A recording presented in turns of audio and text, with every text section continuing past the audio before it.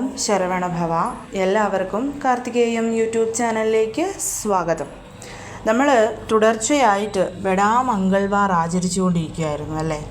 തുടങ്ങിയ സമയത്തെ ഞാൻ ജൂൺ മാസം 23, അതായത് നാളെ കൊണ്ട് നമ്മുടെ ഈ ഒരു ബെടാമംഗൾവാർ അവസാനിക്കുകയാണ്.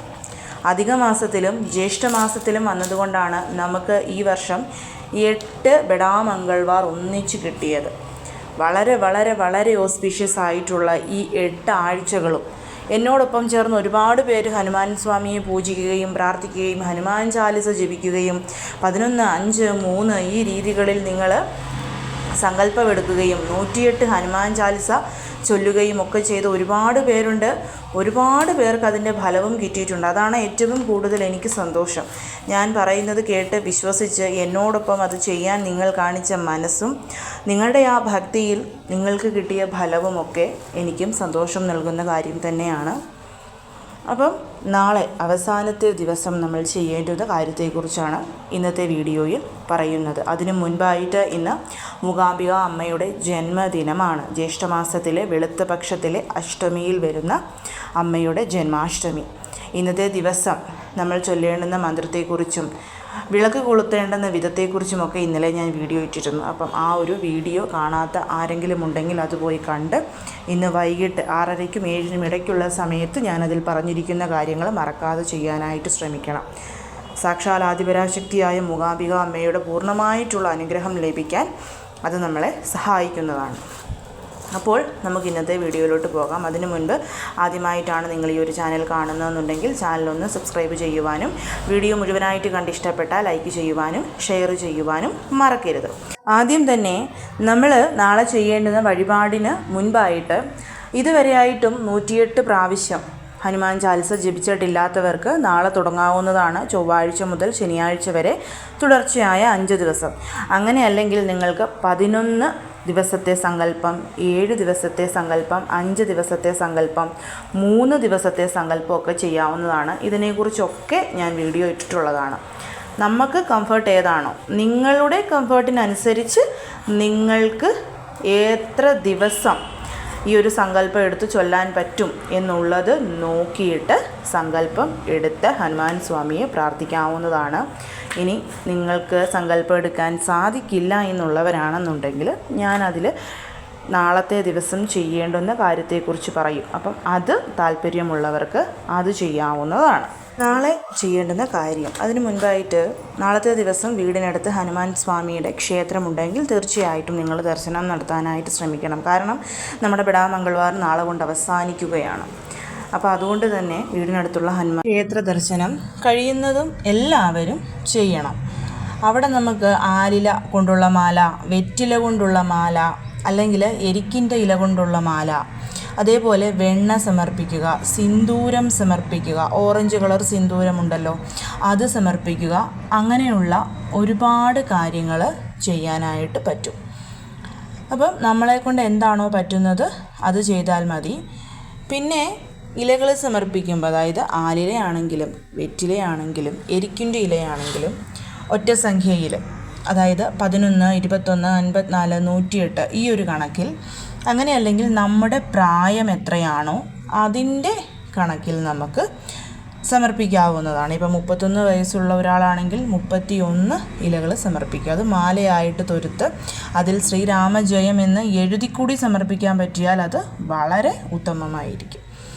ഇനി നമ്മൾ നാളെ ചെയ്യേണ്ടുന്ന കാര്യം എന്ന് പറയുന്നത്, വ്രതമായിട്ടിരിക്കുന്നവർക്കൊക്കെ നാളെ വ്രതമായിട്ടിരിക്കാവുന്നതാണ്. കഴിഞ്ഞതിൻ്റെ മുമ്പിലത്തെ ചൊവ്വാഴ്ച ഞാൻ പറഞ്ഞിരുന്നത് പോലെ തന്നെ നമ്മൾ ഭഗവാന് മുൻപിൽ, അതായത് ഹനുമാൻ സ്വാമി ആണെന്ന് സങ്കല്പിച്ചുകൊണ്ട് നമുക്കൊരു ദീപം കൊളുത്താം ജാസ്മിൻ ഓയിൽ കൊണ്ട്. അതാണ് ഏറ്റവും നല്ലത്. ജാസ്മിൻ ഓയിൽ ഇല്ലെങ്കിൽ നെയ്യോ നല്ലെണ്ണയോ എടുത്താൽ മതിയാകും. അങ്ങനെയല്ല, ഹനുമാൻ സ്വാമിയുടെ ഫോട്ടോ, വിഗ്രഹം, ശ്രീരാമ പട്ടാഭിഷേക ഫോട്ടോ, അതായത് നമ്മുടെ കയ്യിൽ ഏതെങ്കിലും ഒരു ഫോട്ടോയിൽ ഹനുമാൻ സ്വാമി ഉണ്ടെങ്കിൽ അതാണെങ്കിലും നമുക്ക് എടുത്താൽ മതിയാകും. അപ്പോൾ അതിന് മുൻപിൽ വടക്കോട്ടോ കിഴക്കോട്ടോ ഫേസ് ചെയ്യുന്ന രീതിയിൽ നമ്മൾ ദീപം കൊളുത്തി വെച്ചിട്ട് നമ്മൾ ഹനുമാൻ സ്വാമിയോട് ആദ്യം തന്നെ നമ്മുടെ ആഗ്രഹം എത്രയും പെട്ടെന്ന് നടത്തിത്തരണമെന്ന് പ്രാർത്ഥിക്കണം. നടത്തിത്തരണം എന്നാണ് പ്രാർത്ഥിക്കേണ്ടത്. അതിനുശേഷം നമ്മളൊരു പേപ്പർ എടുക്കുക. ആ പേപ്പറിൽ നമ്മുടെ ആഗ്രഹം എഴുതുക. പേപ്പറിൻ്റെ ഏറ്റവും മുകളിലായിട്ട് വേണം നമ്മൾ നമ്മുടെ ആഗ്രഹം എഴുതാൻ വേണ്ടിയിട്ട്. വൈറ്റ് കളറിൽ ലൈൻസ് ഒന്നുമില്ലാത്ത പേപ്പർ എടുത്തിട്ട് ആ പേപ്പറിൽ റെഡ് കളറിലെ മഷി കൊണ്ട് വേണം നമ്മൾ നമ്മുടെ ആഗ്രഹം എഴുതാൻ. എഴുതിയതിന് ശേഷം കഴിഞ്ഞ അതേ പ്രാവശ്യം നമ്മൾ എന്താ ചെയ്തത്, ശ്രീരാമജയം അല്ലെങ്കിൽ രാമ എന്നുള്ള മന്ത്രം 108 പ്രാവശ്യം നമ്മൾ എഴുതുകയാണ്. എഴുതി കഴിഞ്ഞു ആ പേപ്പർ മടക്കി നമ്മൾ നമ്മുടെ വീട്ടിലുള്ള ഹനുമാൻ സ്വാമിയുടെ ഫോട്ടോ വിഗ്രഹം കത്തിച്ചു വെച്ച വിളക്കിന് മുൻപിലായിട്ട് നമ്മൾ വെക്കുന്നു. അതിന് ശേഷം അവിടെ ഇരുന്ന് 11 പ്രാവശ്യമാണ് ഈ കുറി നമ്മൾ ഹനുമാൻ ചാലിസ ജപിക്കേണ്ടത്. കഴിഞ്ഞ പ്രാവശ്യം 7 ആയിരുന്നു. ഈ പ്രാവശ്യം 11 പ്രാവശ്യം നമ്മൾ ജപിക്കണം.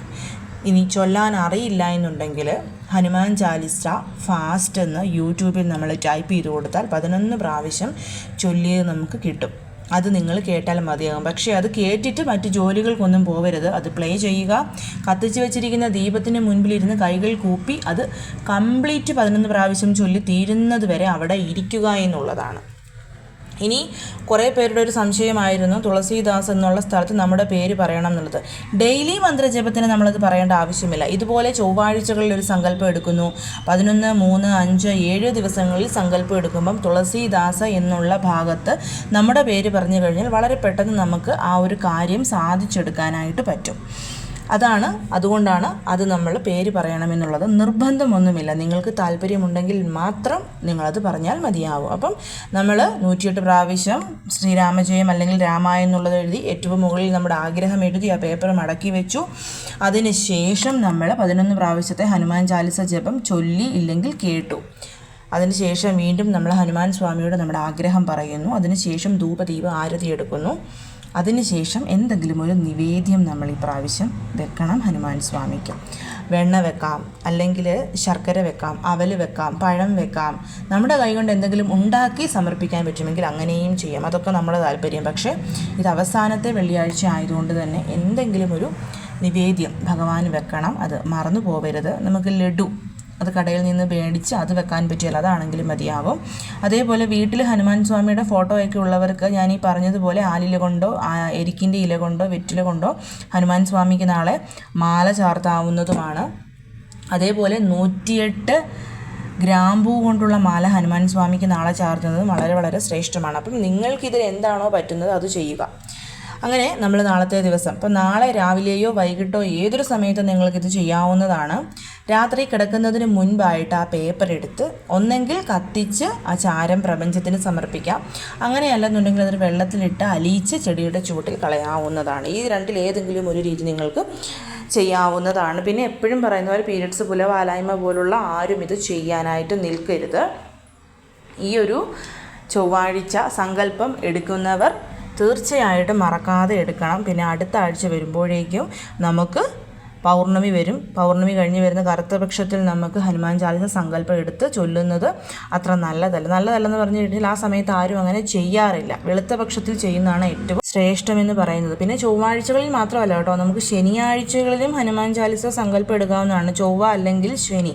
ഈ ഒരു ബെടാ മംഗൾവാർ എന്ന് പറയുന്നത് വളരെയധികം ഓസ്പീഷ്യസ് ആയതുകൊണ്ടാണ് ഈ ഒരു 1.5 മാസമായിട്ട് നമ്മൾ ചൊവ്വാഴ്ചകളെ കൂടുതൽ ചേർത്ത് പിടിച്ച് മന്ത്രജപത്തിന് വേണ്ടിയിട്ട് സെലക്ട് ചെയ്തത്.